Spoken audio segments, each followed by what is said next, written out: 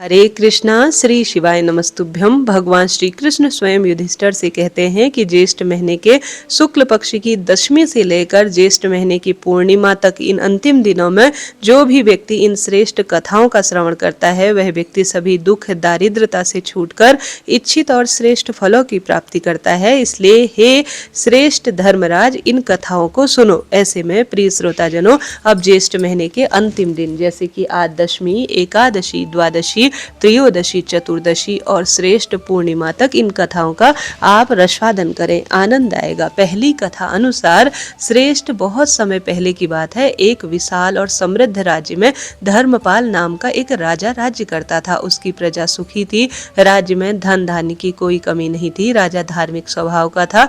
वह मंदिर भी बनवाता था, ब्राह्मणों को दान भी देता था, यज्ञ करवाता और गरीबों की सहायता भी करता था। लेकिन राजा में एक कमी थी। वह बड़े बड़े दान तो करता था, परंतु उसे दान का जो है महत्व कुछ भी समझ में नहीं आता था। उसे लगता था सोना, चांदी, वस्त्र, अन्न का दान ही सर्वश्रेष्ठ है।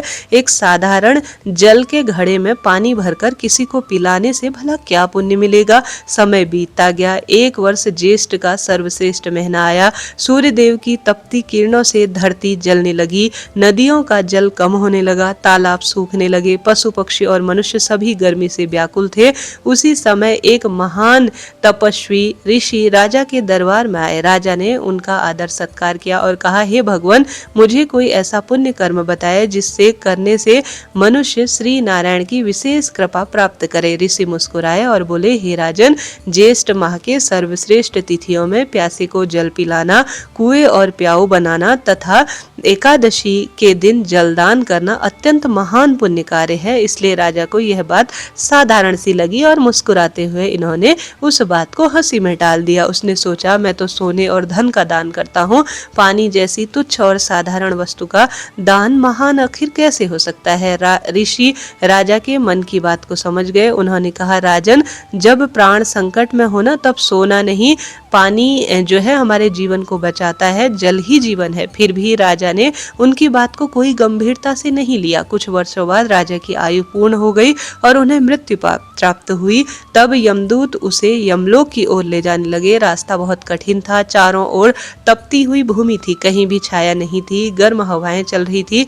कुछ दूर चलने पर राजा को भयंकर प्यास लगने लगी। उनका गला सूखने लगा। वह यमदूतों से बोले, मुझे थोड़ा पानी पिला दो, मैं साधारण सा प्यासा व्यक्ति हूँ। यमदूत बोले, हे राजन, पृथ्वी पर तुमने अनेक दान किए पर जलदान का पुण्य नहीं कमाया है।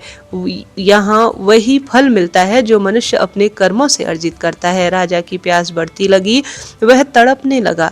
जब उसे ऋषि के शब्द याद आए कि जल ही जीवन है, राजा को अपनी भूल का एहसास हुआ। यमलोक पहुंचकर उसने धर्मराज जी के सामने हाथ जोड़े और कहा, हे धर्मराज जी, मुझसे भूल हो गई है, मैंने जलदान का महत्व नहीं समझा, कृपा कर मुझे प्रायश्चित का अवसर दे दीजिए। धर्मराज जी ने उसे अपने पुण्यों को, उसके पूर्ण जो है पुण्यों को पूर्ण रूप से देखा। उन्होंने कहा, राजन, तुम्हारे भीतर पश्चाताप सच्चा है, इसलिए तुम्हें एक अवसर दिया जाना चाहिए। धर्मराज के आदेश से राजा को पुनः धरती पर भेजा गया। राजा ने मानव रूप धारण किया और ज्येष्ठ महीने की एकादशी, दशमी, द्वादशी, त्रयोदशी, चतुर्दशी और पूर्णिमा तक श्रेष्ठ रूप में स्नान, ध्यान, व्रत, उपवास अपनी इच्छा शक्ति सामर्थ्य अनुसार किया और निर्जला एकादशी का श्रेष्ठ व्रत उपवास करने का उसने सोचा। एकादशी के दिन उसने प्रातःकाल स्नान किया, भगवान विष्णु की पूजा की, व्रत उपवास रखा। इसके बाद उसने पूरे राज्य में प्याऊ लगाए। जहां जहां यात्रियों का आगमन होता था वहां ठंडे पानी के घड़े रखवाए, गरीबों को जल से भरे हुए घड़े दान किए, कुओं की मरम्मत करवाई, तालाब खुदवाए, राहगीरों को शरबत और शीतल जल पिलाया, प्यासे पशुओं के लिए भी जल की व्यवस्था कराई। धीरे धीरे उसका हृदय बदलने लगा। उसे अनुभव हुआ कि किसी प्यासे के चेहरे पर पानी पीने के बाद जो संतोष दिखाई देता है ना, वह किसी बड़े दान से जो है नहीं होगा। इसलिए उसने जलदान की महत्वता समझी। एक दिन भगवान विष्णु एक वृद्ध ब्राह्मण के रूप का धारण कर उसके पास आए। उन्होंने जल मांगा। राजा ने अत्यंत श्रद्धा से उन्हें जल अर्पित किया अर्थात पिलाया। जैसे ही वृद्ध ने जल पिया, उनका दिव्य रूप हो गया, चारों ओर प्रकाश फैल गया। राजा ने देखा कि स्वयं भगवान विष्णु उनके सामने खड़े हैं। राजा भाव विभोर होकर उनके चरणों में गिर पड़ा। भगवान विष्णु बोले, राजन, जिसने प्यासे को जल दिया उसने मुझे जल पिलाया, जिसने जिसने गरीबों की सेवा की उसने मेरी सेवा की, तुम्हारा अपराध क्षमा हुआ, जलदान के पुण्य से तुम्हें उत्तम लोक की प्राप्ति हुई। कुछ समय बाद जब राजा का जीवन समाप्त हुआ तब वह दिव्य विमान में आरूढ़ होकर सर्वश्रेष्ठ रूप में धीरे धीरे श्रेष्ठ स्थान पर चलने लगे। इस बार यम मार्ग में उसे कहीं भी पानी की प्यास नहीं लगी। चारों ओर शीतलता थी, सुगंधित हवाएं बह रही थी, देवगण उसका स्वागत कर रहे थे। राजा ने भगवान विष्णु के धाम को प्राप्त किया और अनंत रूप से सुखों का वह भागीदार बना। कथा से श्रेष्ठ रूप से यही संदेश मिलता है कि जल ही जीवन है। ज्येष्ठ माह में श्रेष्ठ एकादशी हो या श्रेष्ठ स्वरूप में हो, जो भी भिक्षुक जल याचना करे उसे हर स्वरूप में जल का दान करना चाहिए। प्यासे मनुष्य, पशु पक्षी या किसी भी जीव को ज्यादा से ज्यादा जल पिलाने का पुण्य प्रताप अर्जित करना चाहिए। एकादशी व्रत और भगवान विष्णु की भक्ति से मनुष्य के सभी पाप नष्ट हो जाते हैं। सेवा करना ही इंसान का सच्चा धर्म है। प्रेम से बोलिए श्री नारायण भगवान की जय। ज्येष्ठ माह एकादशी व्रत की जय। जलदान की महिमा की जय। प्रिय श्रोताजनों, आज आप सभी ज्यादा से ज्यादा जलदान करें, अनंत गुना लाभ होगा। इसके आगे भगवान श्री कृष्ण कहते हैं, हे धर्मराज, अब मैं तुम्हें शुक्ल पक्ष में आने वाली अति उत्तम निर्जला एकादशी की कथा सुनाऊंगा, जिसको करने से व्यक्ति के सभी दुख दारिद्र छूटकर उसे इच्छित फलों की प्राप्ति होती है। इसलिए मन से सुनो। एक बार भीमसेन ने वेद व्यास जी से प्रार्थना की कि मेरे बड़े भाई, मेरी माता कुंती और मेरी पत्नी हमेशा मुझे एकादशी व्रत का सर्वश्रेष्ठ तप करने का आग्रह करते हैं, लेकिन मेरे पेट में वक्र नामक अग्नि का निवास होने से मेरे को हर समय भूख प्यास लगती है और उसको शांत करने के लिए मैं कुछ भी नहीं कर पाता हूँ, न मैं खाता पीता हमेशा ही रहता हूँ। इसलिए मैं भूखा बिल्कुल नहीं रह सकता हूँ और मैं कोई व्रत भी नहीं कर पाता हूँ। कृपा करके मेरे को कोई ऐसा व्रत उपवास बताइए जिसको करने से हर संकट दूर हो सके। वेद व्यास जी ने कहा कि आपको एक माह में आने वाली 2 एकादशी का व्रत करना पड़ेगा, जिससे आपको स्वर्ग मिल सके। भीमसेन बोले, मेरे को तो एक ही एकादशी का व्रत बताओ जिसको करने से साल की एकादशी का संपूर्ण फल मिल जाए। तब वेद व्यास जी बोले, हे भीमसेन, तुम्हें ज्येष्ठ माह के शुक्ल पक्ष की निर्जला एकादशी का व्रत करना चाहिए। इस व्रत को करने वालों को काम, क्रोध, लोभ, मोह, छल, कपट, हिंसा और अभिमान का त्याग कर देना चाहिए। विधि यह है कि दशमी के दिन स्नान करके पवित्र वस्त्र धारण करने चाहिए। उसके बाद रात्रि में जल पूरी तरह से भरकर आचमन करना चाहिए। रात्रि को जागरण करें।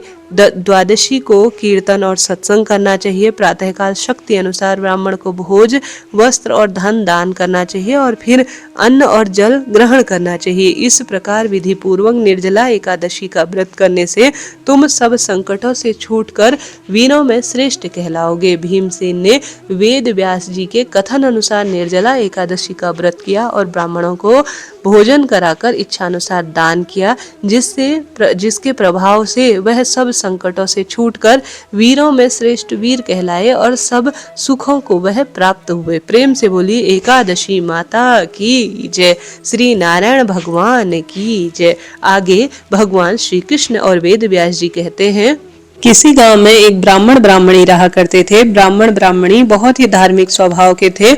दोनों रोज भगवान विष्णु की पूजा करते, पीपल के वृक्ष को जल से सींचते और तभी कुछ खाना खाते थे। बिना पूजा पाठ किए तो अन्न का एक दाना भी नहीं खाते थे। उनका नियम था। उनके गांव में एक बावड़ी थी, वहां पर जाकर ही स्नान करते। पास में पीपल का पेड़ भी था, वहां पर बैठकर भगवान विष्णु की पूजा करते, पीपल के पेड़ को जल से सींचते और उसके बाद दोनों अपने घर आ जाते। एक समय की बात है, जेठ का महीना आया। दोनों ब्राह्मण ब्राह्मणी बावड़ी में नहा ही रहे थे। गर्मी बहुत थी, थक गए थे। दोनों सोचने लगे, इतनी गर्मी में अगर हम घर जाएंगे तो कहीं हमारी तबीयत खराब ना हो जाए। ऐसा करते हैं कि थोड़ी देर यहीं विश्राम कर लेते हैं, थोड़ी देर बाद घर जाएंगे। ऐसा सोचकर दोनों पति पत्नी ने पहले भगवान विष्णु की पूजा की, पीपल के पेड़ को सींचा और कहीं पर छाया में बैठ गए। थोड़ी देर ठंडी ठंडी छाव में बैठे तो ब्राह्मण देव को नींद आ गई। ब्राह्मण देव तो वहीं सो गए और ब्राह्मणी अपने आंचल से उन्हें हवा करने लगी। उस गांव में वह केवल एक ही बावड़ी थी और उसी बावड़ी पर जानवर, पशु पक्षी सब पानी पीने आते थे। उस दिन ब्राह्मण ब्राह्मणी वहीं पर बैठ गए तो कोई भी जानवर या पशु पक्षी उन्हें देखकर डर के मारे जल पीने नहीं आया। सब डर के मारे दूर खड़े रहे। गर्मी का महीना था, जेठ की चिलचिलाती धूप थी। बहुत सारे पशु पक्षी तो जल के अभाव में मर गए, उनके प्राण चले गए।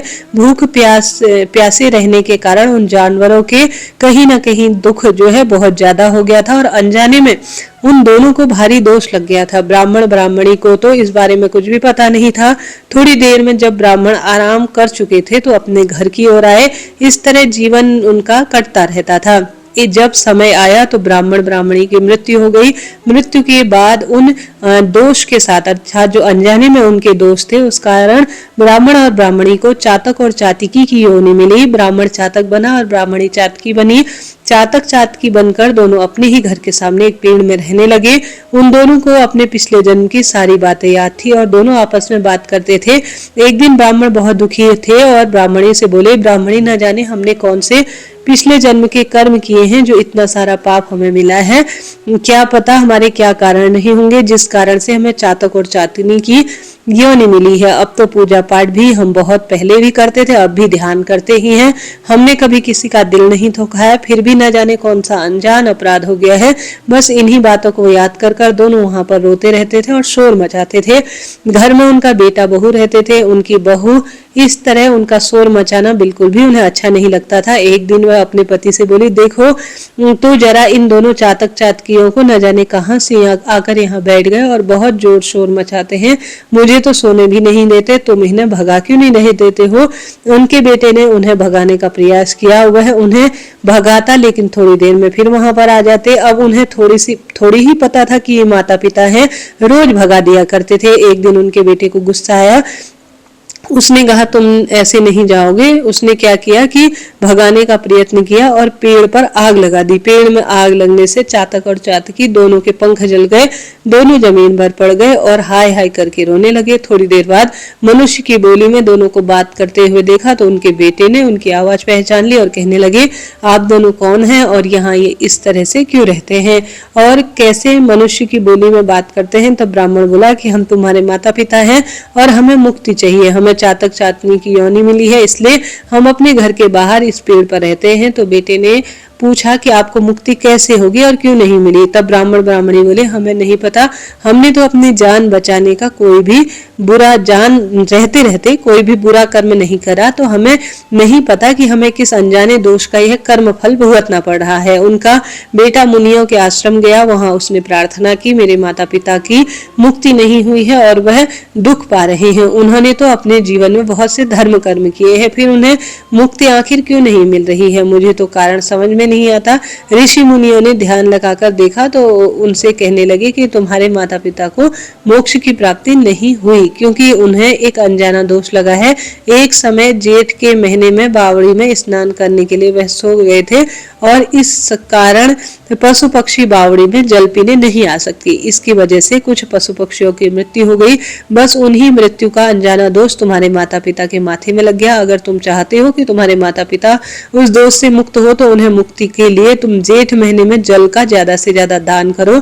जेठ के महीने में तपती धूप में जो भी प्यासे मनुष्य हैं उन और जानवर हैं उनके लिए जल की व्यवस्था करो। जेठ के महीने में जल दान का विशेष महत्व है। इस महीने में सूर्य भगवान अधिक ताकतवर होते हैं और नरोतपा भी आरंभ हो जाता है। इस महीने में जल दान करोगे तो तुम्हारे माता पिता कर्ज और ऋणों से मुक्ति होंगे। इस महीने में अपने घर, छत और चिड़ियाओं के लिए पानी और दाने की कहीं ना कहीं व्यवस्था करो। गंगा नदी स्नान करना, आते जाते राहगीरों के लिए, सड़क पर घूमने वालों के लिए, जानवरों के लिए पानी की व्यवस्था करना। ऐसा करने से भगवान प्रसन्न होंगे और उस पुण्य फल का तुम्हें श्रेष्ठ रूप से परिणाम मिलेगा और उस पुण्य को अपने माता पिता को दे देना। इससे उन्हें मुक्ति मिल जाएगी। ऋषि मुनियों के बताए अनुसार ब्राह्मण ब्राह्मणियों ने बेटे ने जेठ के पूरे महीने में जल का दान किया और उस पुण्य को अपने माता पिता को अर्पित कर दिया। उस पुण्य के प्रभाव से उनके माता पिता को चातक चातकी की योनि से मुक्ति मिली। जेठ के महीने में जलदान की इस कहानी को जो भी सुनता है, सुनाता है, उसे जेठ के महीने में जलदान का पुण्य प्रताप भी मिल ही जाता है। प्रेम से बोलिए विष्णु भगवान की जय, माता लक्ष्मी की जय हो। समय पहले की बात है। किसी गांव में एक बुढ़िया माई रहती थी। पूजा पाठ बहुत करती थी, व्रत भी नियम से करती थी। अब बुढ़िया माई की मृत्यु हो गई तो यमदूत उन्हें ले जाने के लिए आ गए। बुढ़िया माई यमदूतों के साथ चलने लगी। थोड़ी ही दूर आगे गई ही थी कि आगे गहरी नदी बहती हुई मिली। बुढ़िया माई नदी में डूबने लगी। अब यमदूतों ने पूछा, माई आपने जीवन में कभी गाय का दान किया है क्या? अब बुढ़िया माई ने मन में गाय का ध्यान किया तो गाय माता वहां पर उपस्थित हो गई। गाय की पूंछ पकड़कर बुढ़िया माई ने नदी पार कर ली। थोड़ी ही दूर आगे चली तो काले कुत्ते खाने को दौड़े। तब दूतों ने पूछा, माई कभी कुत्ते को रोटी दी है क्या? अब बुढ़िया माई ने कुत्तों का ध्यान किया तो कुत्ते वहां तुरंत ही चले गए। थोड़ी दूर आगे चलकर देखा तो कौवे जो है माई को खूब चोंच मारने लगे। अब दूत कहने लगे कि क्या कभी ब्राह्मण की बेटी के सर में तेल लगाया है? बुढ़िया माई ने ब्राह्मण की बेटी को याद किया तो कौवों ने चोंच मारना छोड़ दिया। बुढ़िया माई आगे चली तो पैरों में कांटे चुभने लगे। तब दूत कहने लगे, माई क्या तुमने जीवन में कभी चप्पल का दान किया है? बुढ़िया माई ने जब अपने किए गए दान को याद किया तो पैरों में चप्पल भी तुरंत आ गई। थोड़ी दूर आगे चली तो चित्रगुप्त जी ने दूतों से कहा, तुम किसे ले आए हो? तब वह कहने लगे, बुढ़िया माई ने तो खूब सारे दान पुण्य किए हैं, धर्मराज जी के नाम पर कुछ भी नहीं किया है, इसलिए आगे के द्वार अब इनके लिए अचानक से बंद हो गए हैं। बुढ़िया माई कहने लगी, अब मैं क्या करूं? मुझे आप एक काम करो, 7 दिन के लिए वापस धरती पर भेज दो। 7 दिन बाद धर्मराज जी की कहानी सुनूंगी, धर्मराज जी की पूजा करूंगी और उद्यापन करने के बाद वापस आ जाऊंगी। तब चित्रगुप्त जी ने बुढ़िया माई को धरती पर वापस भेज दिया। अब पूरे गांव में खबर फैल गई कि बुढ़िया माई तो भूतनी का रूप धारण कर आई है। कोई मरा हुआ अचानक क्या वापस आ सकता है? सब लोग आश्चर्यचकित हो गए। अब बुढ़िया माई सबको सुनते सुनते अपने घर पहुंची तो बेटे बहू ने भी भूतनी समझकर घर के दरवाजे बंद कर लिए। तब बुढ़िया माई रो रो कहने लगी कि मैं भूतनी नहीं हूँ, मैं तो धर्मराज जी के कहने पर वापस आई हूँ। मैं नियम से धर्मराज जी की कहानी सुनूंगी, व्रत करूंगी, उद्यापन करूंगी और फिर वापस चली जाऊंगी। तब उसकी बात सुनकर उसके बेटे ने उद्यापन की सारी सामग्री उसे लाकर दे दी। सबने कहानी सुनी लेकिन कहानी का हुंकारा किसी ने नहीं भरा। तब बुढ़िया माई पड़ोसन के पास गई और पड़ोसन से कहने लगी कि तुम मेरी कहानी सुन लो ना। पड़ोसन ने कहा, हाँ हाँ मैं सुनूंगी। तब बुढ़िया माई कहानी सुनाने लगी। पड़ोसन ने कहानी भी सुनी और हुंकारा भी खूब भरा। बुढ़िया माई ने 7 दिन तक रोज धर्मराज जी की कहानी कही, व्रत किया और फिर उद्यापन भी कर दिया। सभी सामान को दान कर दिया। तब धर्मराज जी ने बुढ़िया माई के लिए धरती पर विमान भेजा। विमान देखा तो सभी लोग गांव वाले कहने लगे कि हम भी स्वर्ग में आएंगे, हम भी स्वर्ग की ओर जाएंगे। बुढ़िया माई बोली कि मेरी कहानी का हुंकारा तो बस मेरी पड़ोसन ने ही भरा है, इसलिए पड़ोसन मेरे साथ जाएगी। तो सभी गांव वालों ने बुढ़िया माई के पैर पकड़ लिए और कहने लगे कि आप हमें फिर से धर्मराज जी की कहानी सुना दो। अब बुढ़िया माई ने सबको धर्मराज जी की कहानी सुनाई। कहानी सुनने के बाद सभी लोग विमान पर बैठकर स्वर्ग में गए। तब धर्मराज जी वापस से कहने लगे कि मैंने तो सिर्फ बुढ़िया माई के लिए ही विमान भेजा था, यह सारे गाँव वाले यहाँ अचानक क्यों आ गए हैं? बुढ़िया माई बोली कि मेरी कहानी इन सब ने सुनी है, मुझे जो पुण्य मिला है उससे अधिक इनको भी पुण्य किसी न किसी रूप में मिल ही गया है। तब धर्मराज जी ने सभी गांव वासियों को स्वर्ग का वासा दिया। हे धर्मराज जी, जैसे आपने बुढ़िया माई को स्वर्ग का वासा दिया, धर्मराज जी की कहानी कहने सुनने हुंकारा भरने वाले सभी को जीवन में किसी न किसी स्वरूप में सब श्रेष्ठ सुख देना और अंत में स्वर्ग का वासा देना और सभी की खूब खूब मनोकामना पूर्ण करना और अखंड सौभाग्य बनाए रखना। सब पर अपनी कृपा किसी न किसी स्वरूप में बनाए रखना। प्रेम से बोलिए धर्मराज जी की जय हो। किसी गांव में एक महिला रहती थी जिसका नाम था पोपाबाई। वह भगवान विष्णु की सच्ची भक्त थी और उनकी पूजा और सेवा पूरे नियम और प्रेम भाव से करती थी। उन्होंने अपना सारा जीवन भगवान विष्णु को समर्पित कर दिया था। उनके माता पिता का तो बचपन में ही देहांत हो गया था। एक बड़ा भाई था, भाई का भी विवाह हो गया था। वह दिन रात पोपाबाई की शादी की चिंता में लगा रहता था। जब भी कोई रिश्ता आता तो पोपाबाई मना कर देती। उनके भाई को लगा यह सब उनके पूजा पाठ की वजह से हो रहा है। एक दिन भाई ने कहा, तुम अब किसी भी प्रकार से पूजा पाठ नहीं करोगी। यह सुनकर पोपाबाई बहुत दुखी हुई। वह कहने लगी, मेरा तो जीवन ही भगवान को समर्पित है, मैं तो केवल भगवान की पूजा ही करना चाहती हूँ, मैं कभी विवाह नहीं करूंगी। एक काम करो, मेरे लिए झोपड़ी गांव के बाहर बनवा दो, अब मैं वहीं जाकर रहूंगी। गांव के सभी लोगों से कह देना कि अपनी गाय और बछड़े को मेरे पास चराने के लिए भेज दिया करे, मैं सबका ध्यान रख लूंगी और अपने घर का बचा कुचा खाना भी मुझे दे दिया करे। भाई के समझाने की खूब कोशिश की, पर पोपाबाई नहीं मानी। अकेली गांव के बाहर एक झोपड़ी बनाकर रहने लगी। ज्यादा से ज्यादा समय भगवान की सेवा पूजा में उन्होंने लगा दिए। एक समय की बात है, उस नगर का राजा शिकार खेलने के लिए जंगल जा रहा था। उसे रास्ते में झोपड़ी दिखाई दी तो सोचने लगा, यहाँ कौन है। उसे बहुत प्यास लगी थी। उसने सोचा, यहीं पर रुककर पानी पी लेता हूँ। झोपड़ी के पास गया और उसे आवाज लगाई, क्या झोपड़ी के अंदर कोई है? लेकिन अंदर से कोई भी आवाज नहीं आई। राजा दोबारा से आवाज लगाने लगा, क्या इस झोपड़ी के अंदर कोई रहता है? अंदर से पोपाबाई ने कहा कि कौन है? राजा ने बहुत मधुर आवाज सुनी। मधुर आवाज पर वह मोहित हो उठा और सोचने लगा, जिसकी आवाज इतनी मीठी है वह खुद देखने में कितनी सुंदर होगी। राजा के मन में पाप आ गया। कहने लगा, मैं यहाँ का राजा हूँ और तुम्हारे साथ विवाह करना चाहती हूँ।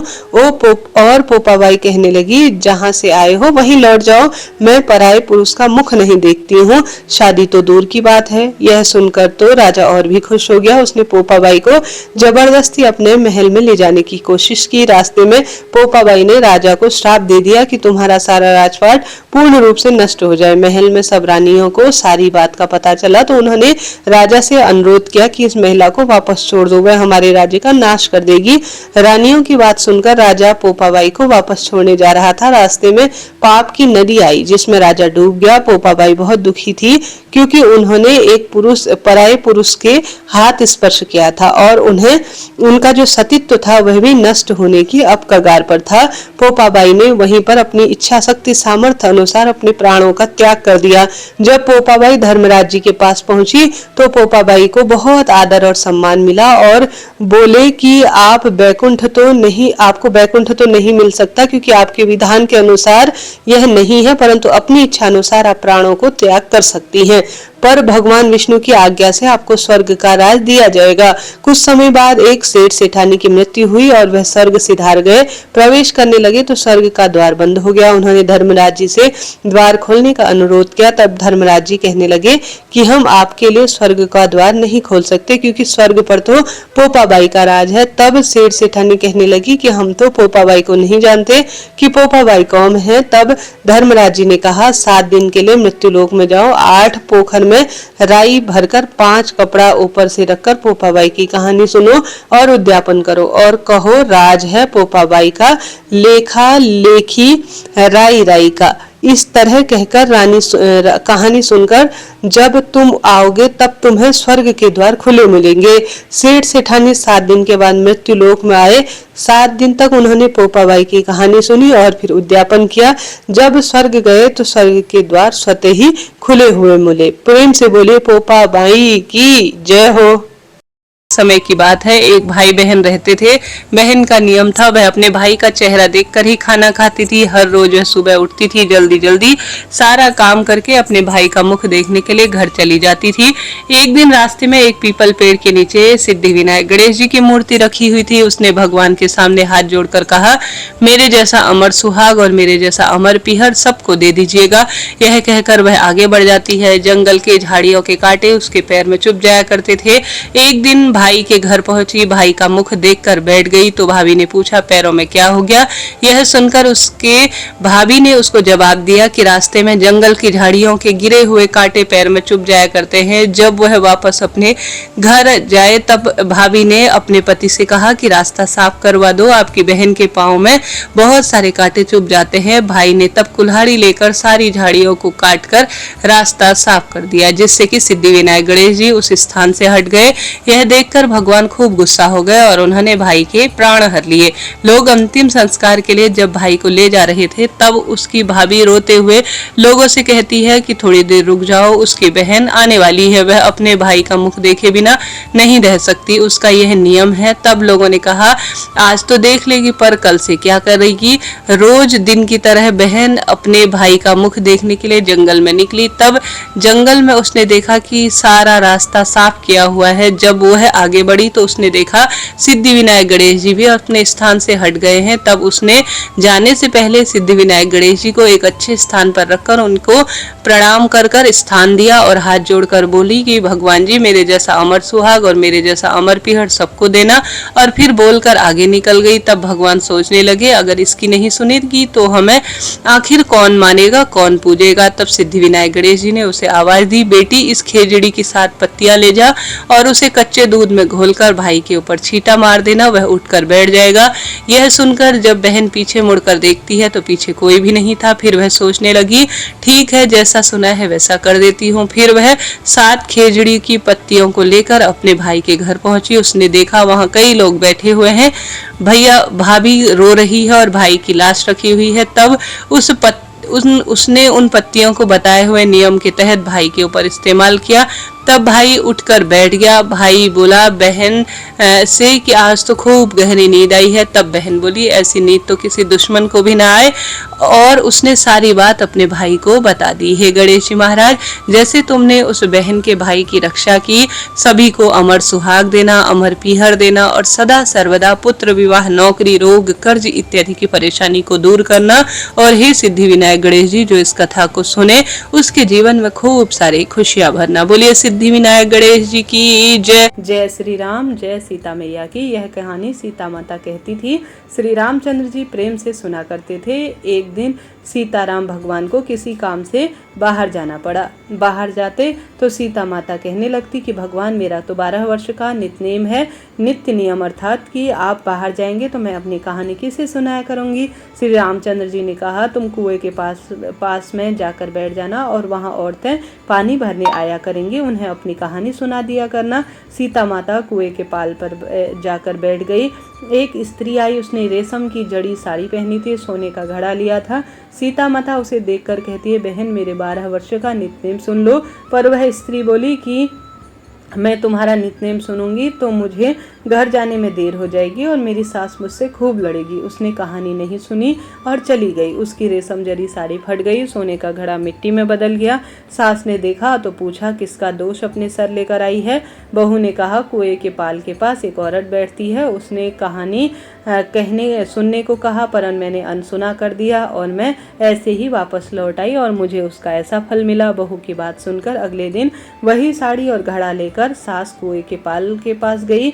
सास को वहीं सीता माता बैठी हुई मिली। सीता माता ने कहा बहन अपनी कहानी मुझे सुना दो। तो सीता माता खुश हो गई।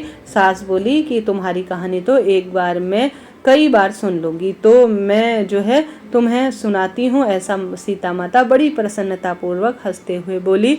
सीता माता बोली राम आए, लक्ष्मण आए, देश के पुजारी आए, नित्य नेम का नेम लाए, आओ राम बैठो राम, तपिस रसोई जीमो राम, माखन मिश्री खाओ राम, दूध बताशा पियो राम, सूत के पल का मोठो राम, शाल दुशाला पोठो राम, शाल दुशाला ओढ़ो राम, जब बोलूं जब राम ही राम, राम सवारे सबके काम, खाली घर भंडार भरेंगे, सबका बेड़ा पार करेंगे, जय श्री राम जय जय राम। सास बोली कि बहन कहानी तो बहुत ही अच्छी लगी। कहानी सुनकर सास घर चली गई और उसकी साड़ी फिर से रेशम जरी बन गई, मिट्टी का घोड़ा फिर से सोने का हो गया।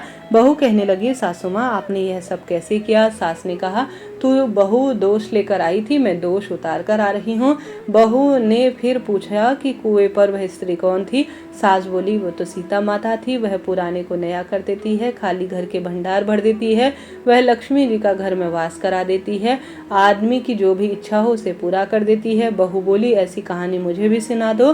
सास बोली ठीक है तुम भी सुन लो। सास ने कहानी कहना शुरू किया। राम आए, लक्ष्मण आए, देश के पुजारी आए, नित्यनेम का नेम लाए, आओ राम बैठो राम, तपी रसोई जीमो राम, माखन मिश्री खाओ राम, दूध बताशा पियो राम, सूत के पल का मोठो राम, शाल दुशाला पोठो राम, शाल दुशाला ओढ़ो राम, जब बोलूं जब राम ही राम, राम सवारे सबके काम, खाली घर भंडार भरेंगे, सबका बेड़ा पार करेंगे, जय श्री राम जय श्री राम जय जय राम। कहानी सुनकर बहू बोली कि कहानी तो बहुत अच्छी है।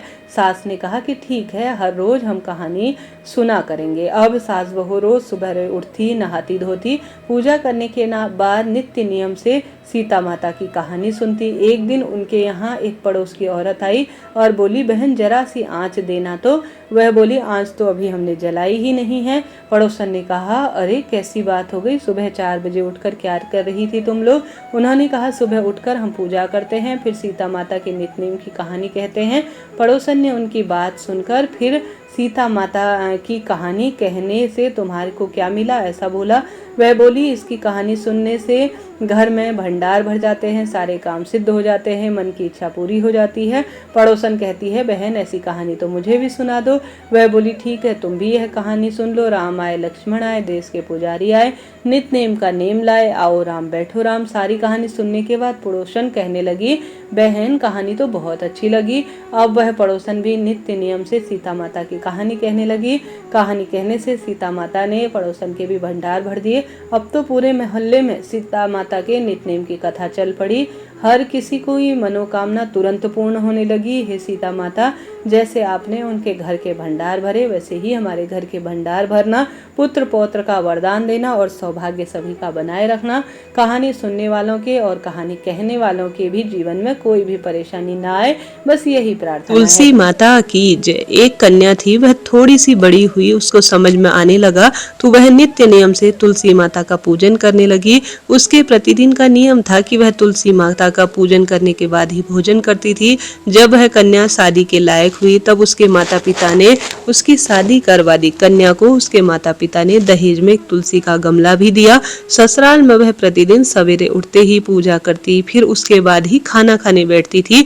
उसकी 2 जेठानियां भी थी, वह रोज उसका मजाक उड़ाती थी कि बड़ी नियम धर्म वाली बनती है। उन दोनों को उससे बहुत ही ईर्ष्या हुआ करती थी, इसलिए वह दोनों तुलसी जी का गमला भी छुपा दिया करती थी। वह कन्या बड़ी मुश्किल से गमला ढूंढती, कर लाती, अच्छे से पूजा करती, फिर दिया बाती कर कर तुलसी माता से अपनी मन की कामना कहते हुए फिर खाना खाती थी। वह गमला ढूंढ कर निकाल लेती थी, तो इसलिए उनकी जेठानियों ने एक दिन क्या किया कि उस गमले को उठाकर कहीं दूर फेंक दिया। कन्या ने खूब ढूंढा पर गमला नहीं मिला। वह बहुत ही परेशान हो गई। उस दिन तो उसने खाना पीना भी नहीं खाया। उसका नियम था जो वह आज टूट गया था। उस कन्या की सच्ची भक्ति देखकर तुलसी माता उससे बहुत प्रसन्न हुई और उसके कमरे में तुलसी माता स्वयं गमले के रूप में प्रकट हो गई। अगले दिन सुबह जब वह उठी तो क्या देखती है कि उसकी खाट के चारों कोनों पर तुलसी माता का गमला अचानक प्रकट हो गया है।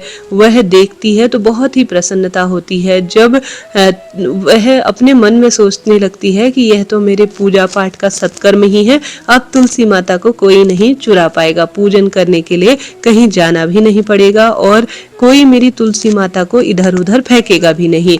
वह तो जल्दी से उठकर स्नान करती और तुलसी माता का पूजन करती। जब वह खाना खाने बैठती तो उसकी जेठानियां मजाक करने लगी, लो देवरानी का नियम धर्म तो रोज पूरा हो ही जा रहा है। उनसे पूछती थी कि तुलसी पूजा कर ली क्या? देवरानी धीरे से आज बोली, हाँ कर ली। जेठानी बोलती है, कहाँ से कर ली पूजा? गमला तो हमने फेंक दिया था। देवरानी कहती है कि देख लो मेरे कमरे की खाट पर तुलसी जी लगी हुई है। जेठानियां बहुत शर्मिंदा हुई और इस चमत्कार को देखकर आश्चर्यचकित रह गई और कहने लगी, देवरानी जी तुम्हारी भक्ति सो सच्ची है, हमने तुझे बहुत परेशान कर दिया, हमें माफ कर दो।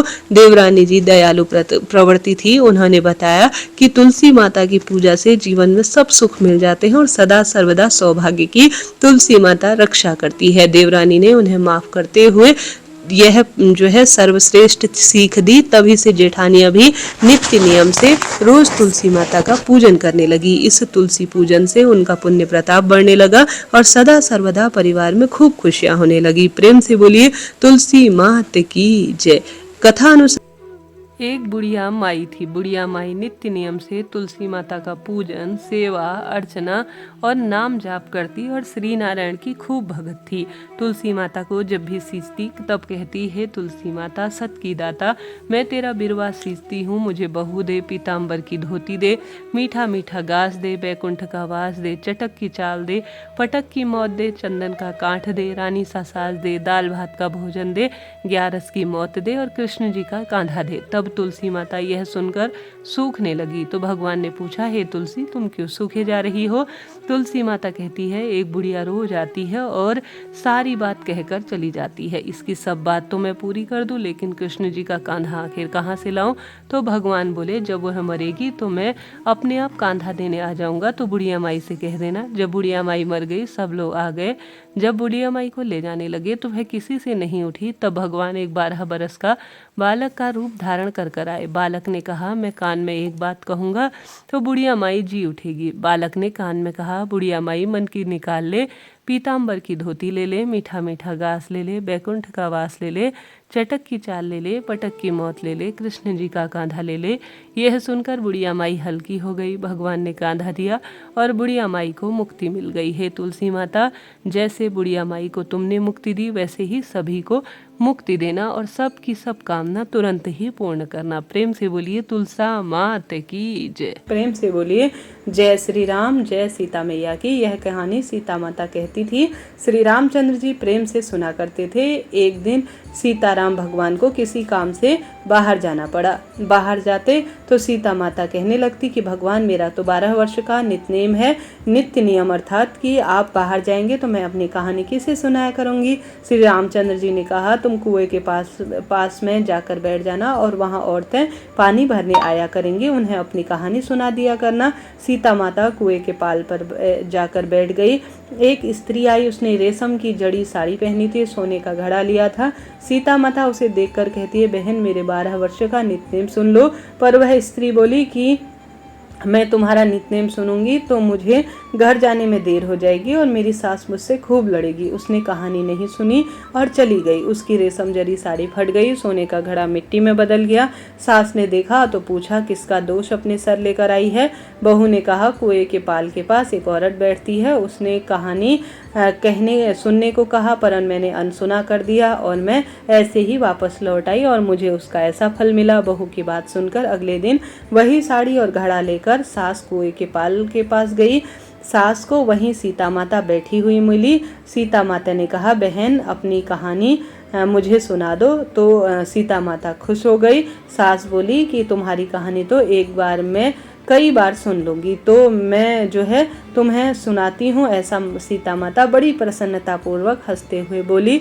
सीता माता बोली, राम आए, लक्ष्मण आए, देश के पुजारी आए, नित्यनेम का नेम लाए, आओ राम बैठो राम, तपिस रसोई जीमो राम, माखन मिश्री खाओ राम, दूध बताशा पियो राम, सूत के पल का मोठो राम, शाल दुशाला पोठो राम, शाल दुशाला ओढ़ो राम। जब बोलूं जब राम ही राम, राम सवारे सबके काम, खाली घर भंडार भरेंगे, सबका बेड़ा पार करेंगे, जय श्री राम, जय जय राम। सास बोली कि बहन कहानी तो बहुत ही अच्छी लगी।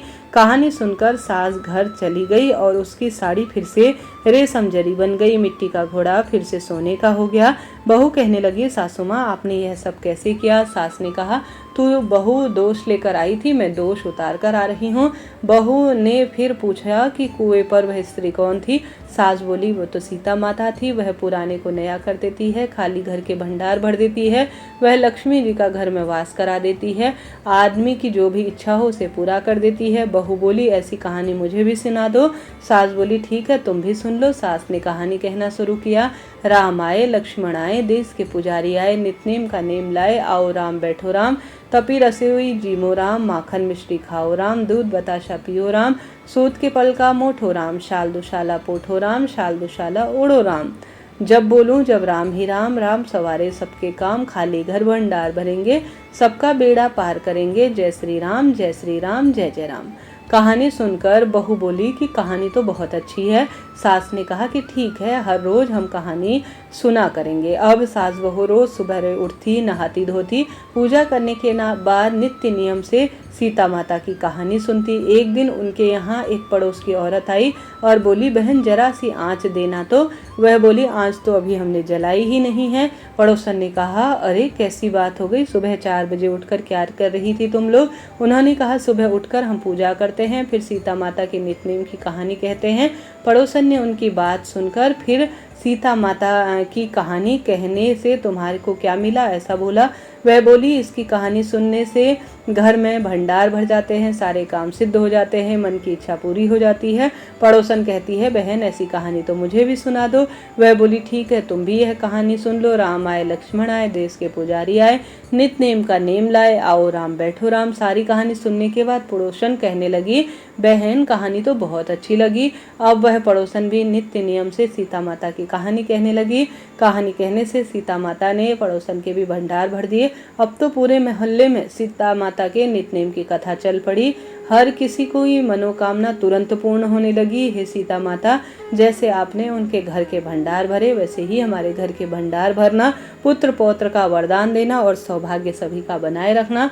कहानी सुनने वालों के और कहानी कहने वालों के भी जीवन में कोई भी परेशानी ना आए, बस यही प्रार्थना है। प्रिय श्रोताजनों, इस तरह से यह कथा थी। प्रेम से बोलिए सीता माता की जय। श्री रामचंद्र भगवान के 108 नाम का सुमिरन किया जाए या स्वयं से जप किया जाए या किसी भी तरह से श्रवण किया जाए तो इसके अनंत अनंत गुना लाभ मिलते हैं। प्रतिदिन सुने, आनंद आएगा। आरंभ करते हैं।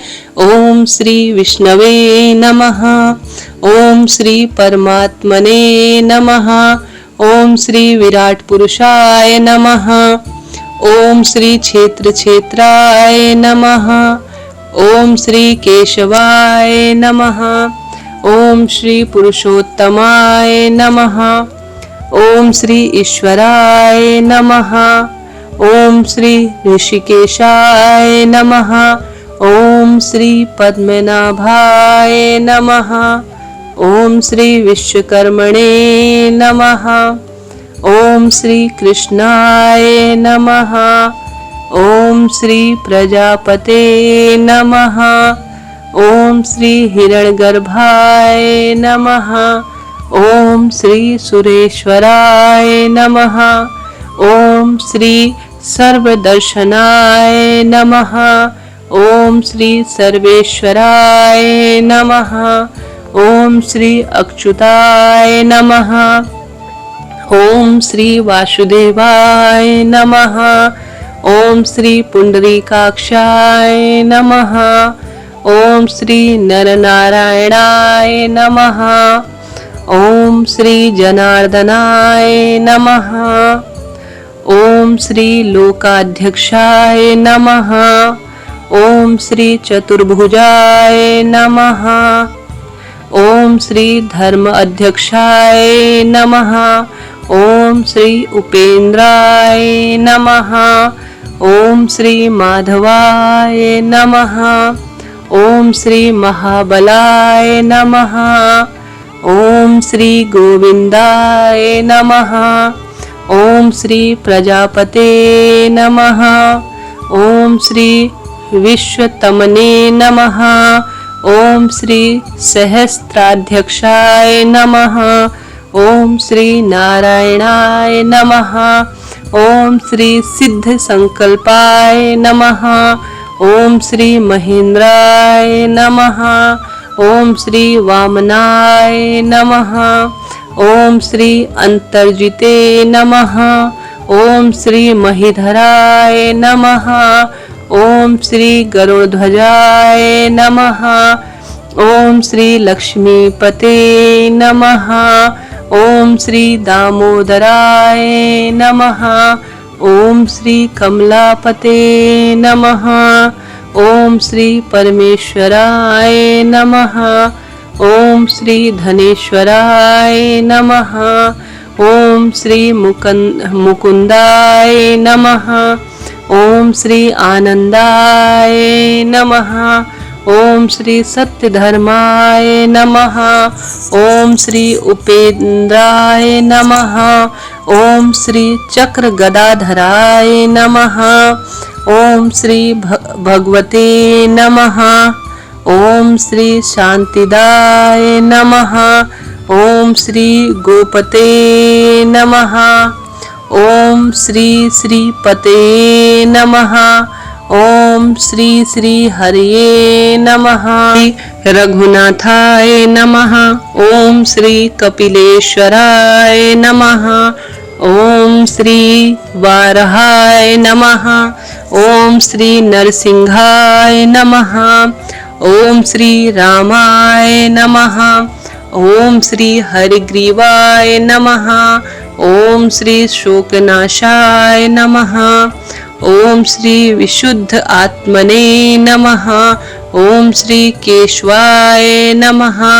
ओम श्री धनंजयाय नमः। ओम श्री ब्राह्मण प्रियाय नमः। ओम श्री श्री यदुश्रेष्ठाय नमः। ओम श्री लोकनाथाय नमः। ओम श्री भक्तवत्सलाय नमः। ओम श्री चतुर्मूर्ते नमः। ओम श्री एकपदे नमः।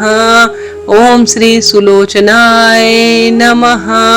ओम श्री सर्वतोमुखाय नमः। ओम श्री सप्तवाहनाय नमः।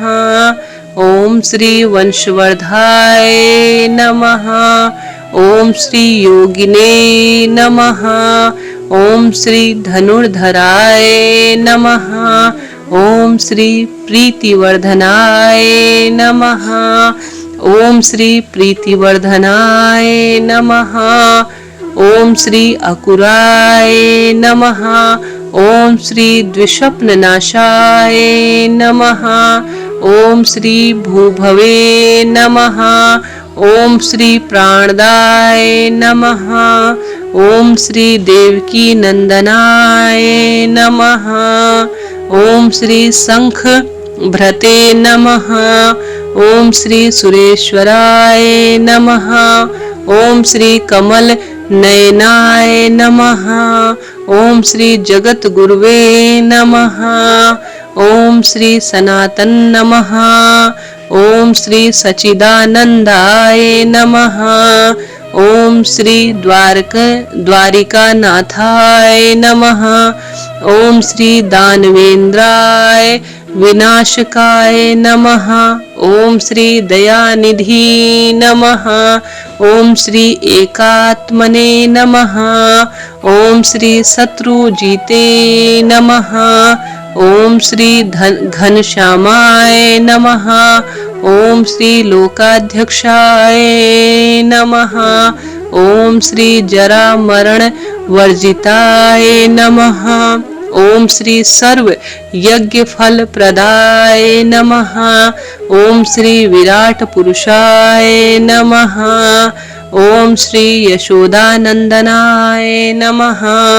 ओम श्री परम धार्मिकाय नमः। ओम श्री गरुड़ ध्वजाय नमः। ओम श्री प्रभवे नमः। ओम श्री लक्ष्मीकांतजाय नमः। ओम श्री गगन सदृश्यमाय नमः। ओम श्री वामनाय नमः। ओम श्री हंसाय नमः। ओम श्री वयाशाय नमः। ओम श्री प्रकटाय नमः। प्रिय श्रोताजनों, यहाँ पर श्री नारायण भगवान के नित्य नियम से जपे जाने वाले, श्रवण किए जाने वाले 108 नाम पूर्ण हुए। अगर आप रोज सुनना चाहते हैं तो चैनल से जुड़े। अन्य कथा कहानियां भी चैनल पर रोज प्रसारित होती हैं। अभी के लिए इतना ही। राधे राधे जी। जय श्री कृष्ण।